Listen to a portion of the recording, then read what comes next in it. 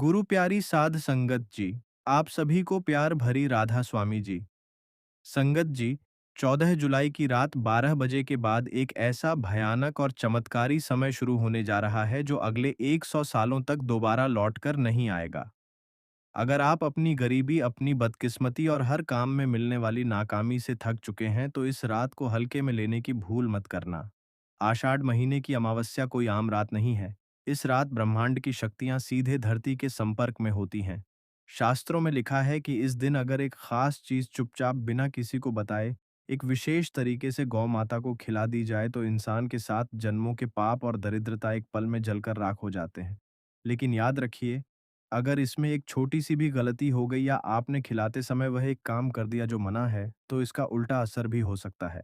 आज हम उसी गुप्त विधि और उस महाशक्तिशाली चीज़ के बारे में बात करेंगे जिसे जानने के बाद आपकी किस्मत का बंद दरवाज़ा हमेशा के लिए खुल जाएगा।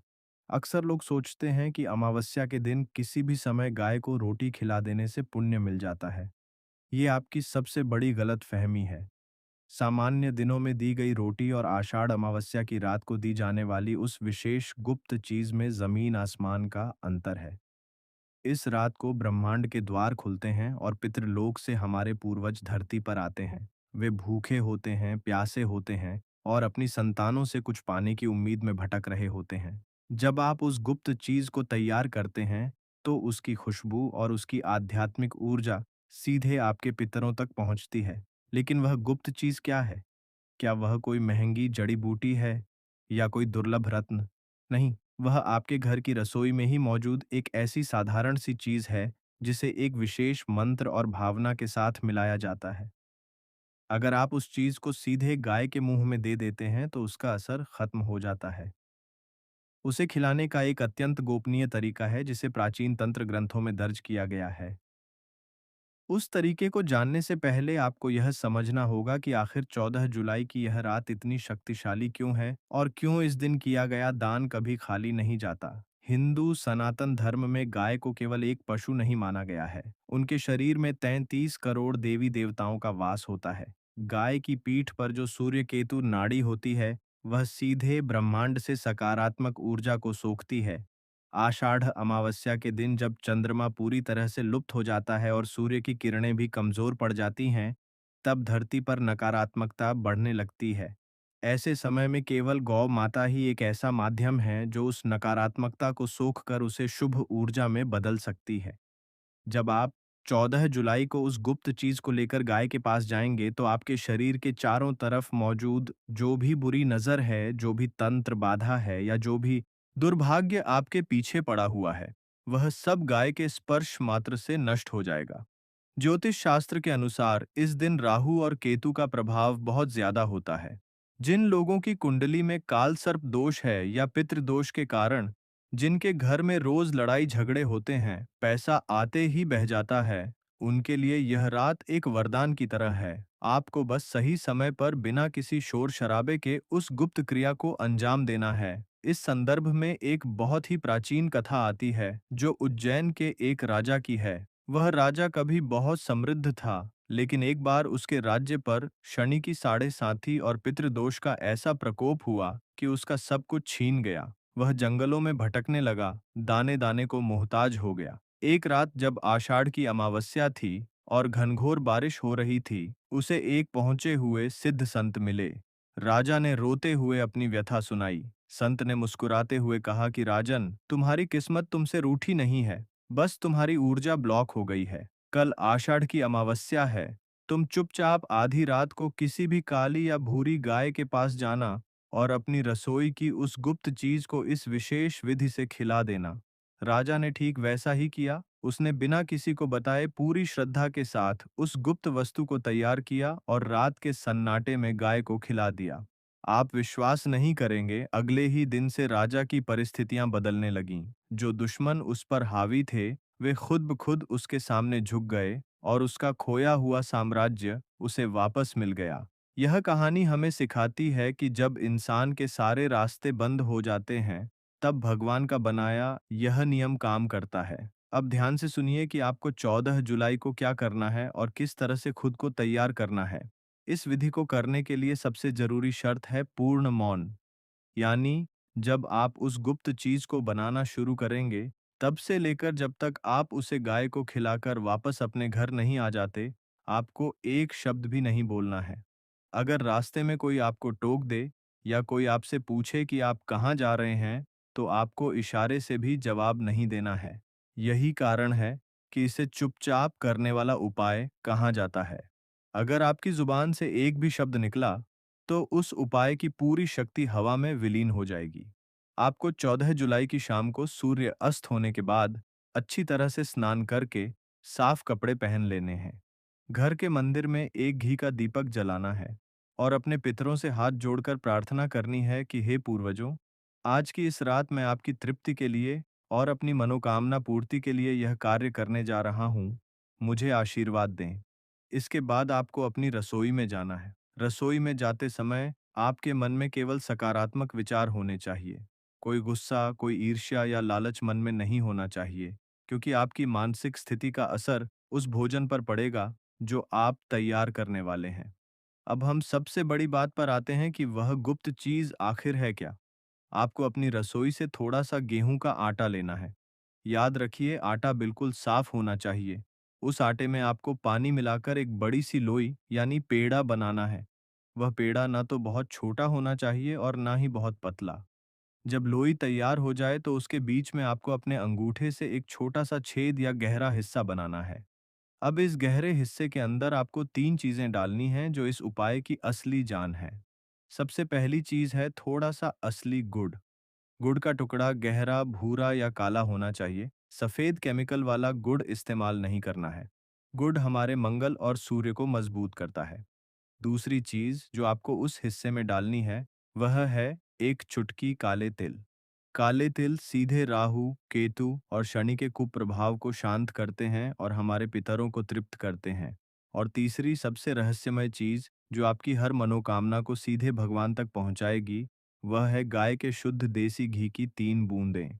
जब आप गुड़, काले तिल और घी की 3 बूंदों को उस आटे की लोई के अंदर रख दें, तो उस छेद को ऊपर से आटे से अच्छी तरह से बंद कर दें ताकि बाहर से देखने वाले को पता ना चले कि इसके अंदर क्या छिपा है। यही वह गुप्त चीज है जो आपकी किस्मत को चमकाने वाली है। इस गुप्त लोई को तैयार करने के बाद आपको इसे अपने दाहिने हाथ में लेना है। ब्रह्मांड में ऊर्जा का प्रवाह हमेशा दाहिने हिस्से से होता है, इसीलिए बाएं हाथ का उपयोग भूलकर भी ना करें। इस समय आपके दिमाग में केवल एक ही लक्ष्य होना चाहिए। धन की समस्या का, कर्ज का बोझ या बीमारी का डर, जो भी आपके जीवन की सबसे बड़ी रुकावट है, उसे अपने मन में पूरी तरह से स्पष्ट कर लें। जब आप इस लोई को लेकर घर से बाहर कदम रखेंगे तो आपके आसपास का वातावरण पूरी तरह से बदल चुका होगा। आषाढ़ अमावस्या की रात की हवाओं में एक अलग ही कंपन होता है जो सामान्य रातों में महसूस नहीं होता। आपको अपने कदम सीधे उस स्थान की ओर बढ़ाने हैं जहां गाय मौजूद हो। याद रखें, रास्ते में किसी भी परिचित व्यक्ति से आंखें नहीं मिलानी है और ना ही किसी के अभिवादन का उत्तर देना है। आपका ध्यान केवल अपने उद्देश्य और उस गुप्त महादान पर होना चाहिए जो आपकी आने वाली पीढ़ियों की किस्मत बदल सकता है। लोई तैयार करने के बाद उसे एक साफ बर्तन या कपड़े में ढक कर रख लें।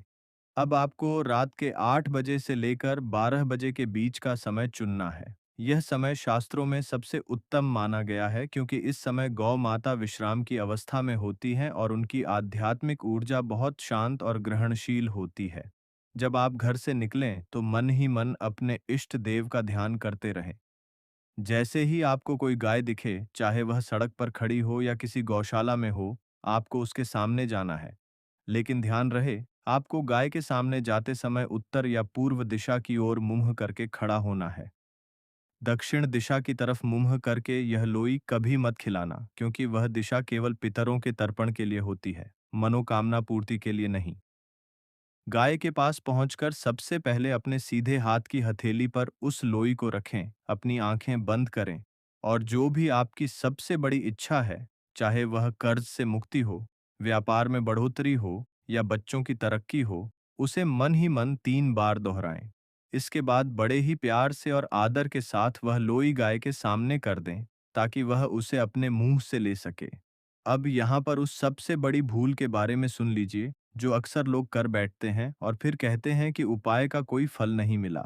जब गाय उस लोई को खा रही हो, तब आपको वहां खड़े होकर उसे घूरना नहीं है और ना ही उसके खाने का इंतजार करना है। जैसे ही गाय ने लोई को अपने मुंह में लिया, आपको तुरंत वहां से अपने घर की तरफ पलट जाना है। सबसे महत्वपूर्ण नियम यह है कि पलट कर जाने के बाद आपको पीछे मुड़कर बिल्कुल नहीं देखना है। चाहे पीछे से कोई आवाज आए, चाहे आपको ऐसा लगे कि कोई आपको बुला रहा है या गाय आपके पीछे आ रही है, आपको अपने कदम नहीं रोकने हैं और ना ही गर्दन घुमाकर पीछे देखना है। शास्त्रों में लिखा है कि अमावस्या की रात को जब हम कोई गुप्त दान करते हैं, तो हमारे पीछे कई अदृश्य शक्तियां और हमारे पूर्वज चल रहे होते हैं। अगर आप पीछे मुड़कर देख लेते हैं, तो वह ऊर्जा वहीं रुक जाती है और उसका संबंध आपसे टूट जाता है। इसीलिए बिना पीछे देखे सीधे अपने घर वापस आ जाएं। घर में प्रवेश करने से पहले अपने हाथ और पैर बाहरी पानी से धो लें और फिर सीधे अपने घर के मंदिर में जाकर एक बार भगवान को धन्यवाद कहें। यह एक ऐसा अचूक उपाय है जिसे करने के बाद आपको खुद अपनी जिंदगी में बड़े बदलाव महसूस होने लगेंगे।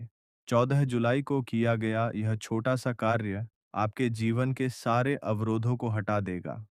आपको कैसे पता चलेगा कि आपका यह उपाय सफल हो गया है?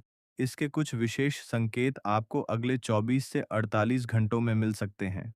जैसे कि आपको कोई बहुत शुभ समाचार मिल सकता है, या आपका रुका हुआ धन अचानक वापस आने का रास्ता बन सकता है, या फिर आपके मन में एक अजीब सी शांति और सकारात्मकता का अनुभव होने लगेगा। अगर आपको रात में बहुत शांत और अच्छे सपने आते हैं, तो समझ जाइए कि आपके पितर आपसे बेहद प्रसन्न हो चुके हैं और उन्होंने आपकी प्रार्थना स्वीकार कर ली है। आषाढ़ अमावस्या की यह रात एक महान अवसर है। इसे व्यर्थ की बातों में या सोने में मत गंवा देना। पूरी श्रद्धा, विश्वास और गोपनीयता के साथ इस कार्य को करें। भगवान भोलेनाथ और गौ माता की कृपा से आपके जीवन का हर अंधकार दूर होगा और सुख समृद्धि का एक नया सवेरा आपके जीवन में दस्तक देगा। इस पूरे विधान में समय की पाबंदी का विशेष महत्व है। यदि आप 14 जुलाई की रात को 12 बजे से पहले यह कार्य संपन्न नहीं कर पाते, तो इसका प्रभाव आधा रह जाता है। तंत्र शास्त्र कहता है कि अमावस्या की मध्य रात्रि को ब्रह्मांडीय नाड़ियां पूरी तरह से सक्रिय हो जाती हैं। जब आप गाय को वह गुप्त अन्न अर्पित करते हैं, तो उनके पेट की अग्नि, जिसे जठराग्नि कहते हैं, उस अन्न को सीधे दिव्य ऊर्जा में बदल देती है। यह ऊर्जा आपकी रीढ़ की हड्डी के माध्यम से आपके पूरे आभा मंडल को शुद्ध करती है।